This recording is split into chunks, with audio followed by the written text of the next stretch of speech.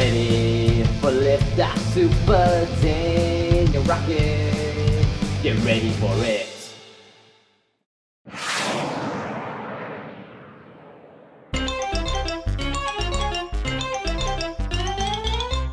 Hey guys and gals, it's me, Super the Rocket, and the Pac-Man The Ghostly Adventures brand was an attempt made by Bandai Namco to revitalize the Pac-Man franchise with merchandise, games, and of course, a TV show.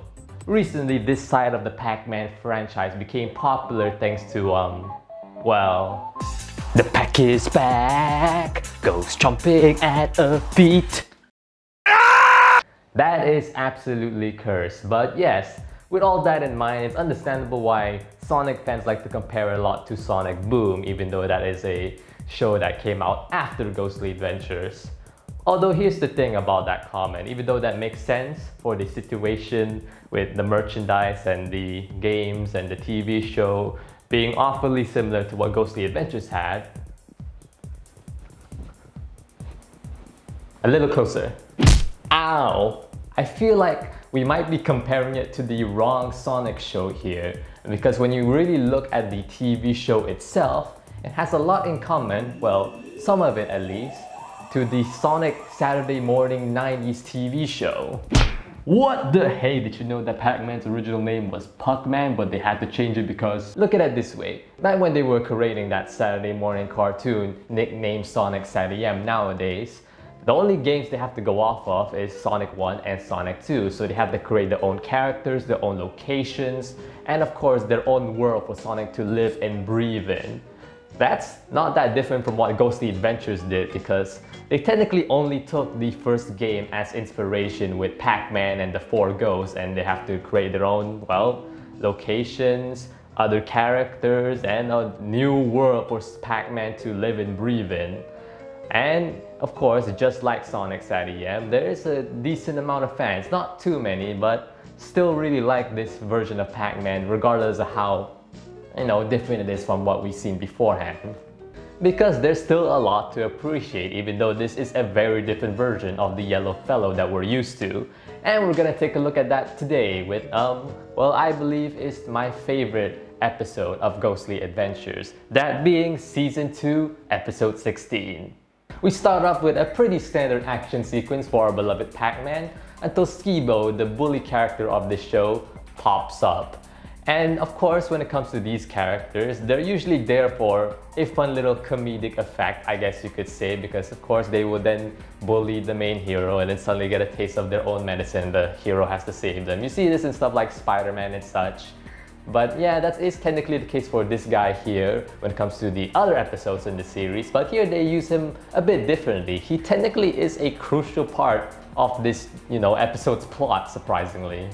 Our bully Skibo complains that Pac-Man and his 2 closest friends, Silly and Spyro, are technically now above everybody else considering their hero status. And even though the way Skibo says it doesn't seem like anything that significant, Pac-Man then realized that that is in a way true, and even though they are technically just high school students, they are taking this kind of popularity a bit too much for granted, and this kind of kickstarts the plot. Meanwhile, in the netherworld, with the evil villainous Betrayus and his 2 lackeys, Professor Buttocks and of course Butler, they then formed a plan to infiltrate Pac-Man's high school disguised as a student. An exchange student, no less. And of course, Butler then became the catalyst for this plan, and soon enough he suits up, along with Professor Buttocks and Betrayus pulling a few abusive punches to him because, yeah, that's just how they roll. It's stuff like this is why I, the Interrupter, care so much about my employees that work for my evil villainous organization. We believe that respecting our lackeys can lead to a more efficient, evil organization. So, if those working conditions, interest you, go contact us now to get hired at Interrupter-not a real number -000.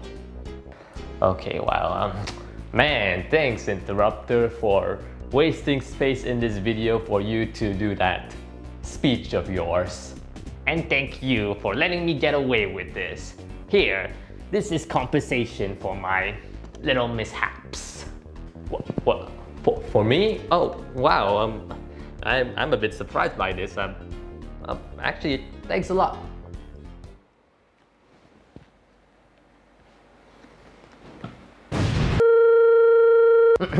Anyways, Butler was able to infiltrate Pac-Man's high school as an exchange student known as Herbert. And after another comment made by Skibo, Pac-Man convinces himself to bring him along into the group and to prove to Skibo and the rest of the people in Pacopolis that they're not above everybody else. They can easily just bring in a random person into their gang and, you know, do just fine as well. But of course, since this is a ghost in a robot suit, he has a bit of difficulty maneuvering around and is acting a little bit too clumsy alongside Pac-Man and his best friends. But eventually, after a near-death experience that leads into an ad break, he's starting to get the hang of it and is starting to really have a lot of fun chilling with Pac-Man and his two best friends. But I kind of feel like that little near-death experience that leads into an ad break could have been done better. I feel like other shows have done a better job of depicting that. I don't know. Get ready for it. Who's the hero? Spewing goo into blows. Pac-Man? Who, me?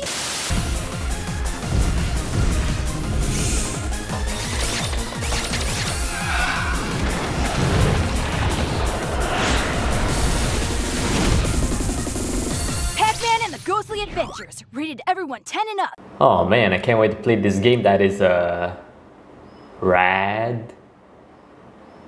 Pac-Man? I'm fine. I'm fine, don't worry, I'm fine. After Pac-Man became more and more accepting of Herbert being a part of their group, they eventually decided to bring him along to meet the president of Pacopolis himself, President Spiros. It is always a fun delight whenever your good friends decide to do something pretty insane that you never thought you're gonna be able to do, you know? Actually, that got me thinking. You know what, Daniel, we've known each other for years now, and I feel like it's time for me to do something pretty insane and special for you. I just got the idea for what we could do. Oh, really? What is it? Oh my god! Oh my god! I will not elaborate further.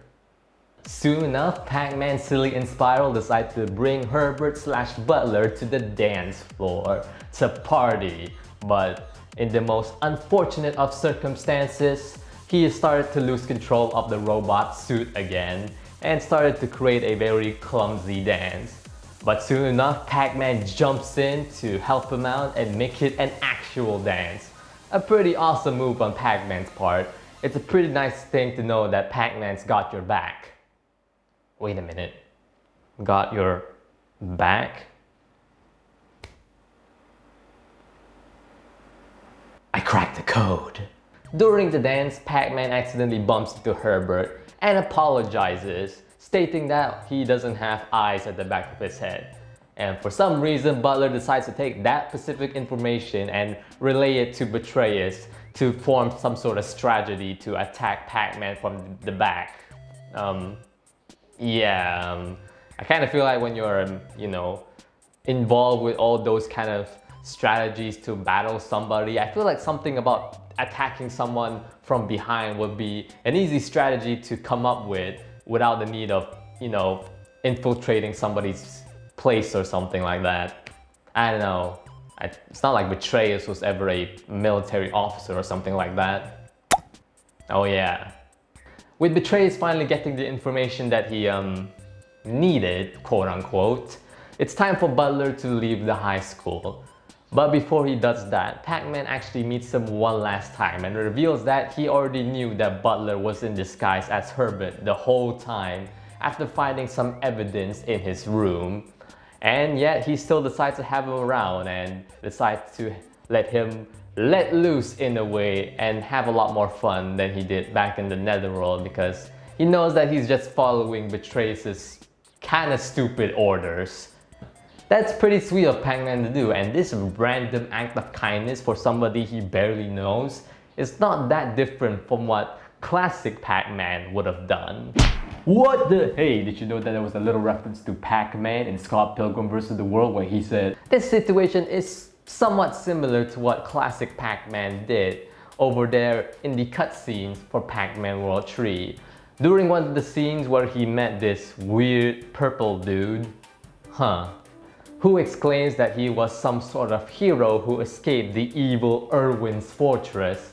He eventually finds out that this guy was just the janitor that was let go last week. But even with that information in mind, Pac-Man still encouraged him that he is indeed a hero since he technically brought Pac-Man this deep into the fortress.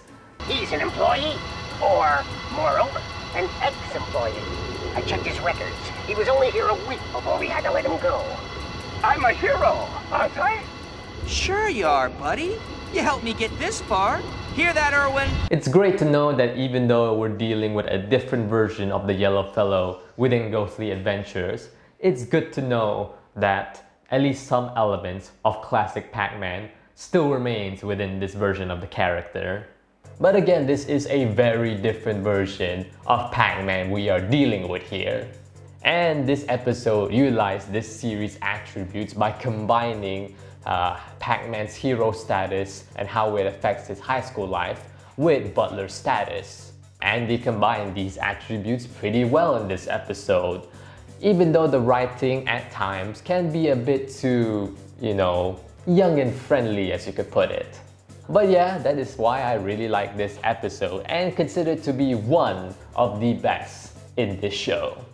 With that said, alright guys and gals, thank you for watching this video. I hope you enjoyed it, and I'm glad that I was able to finally talk about this episode since I wanted to do it for quite a while. But yeah, here it is. And of course, who knows, maybe we could actually do some more Ghostly Adventures episodes in the future. I don't know if you're interested. I don't really know what episode specifically, but I'll figure it out if I want to do it. But yes, that's pretty much it for me. So anyways, until we meet again, rock it on.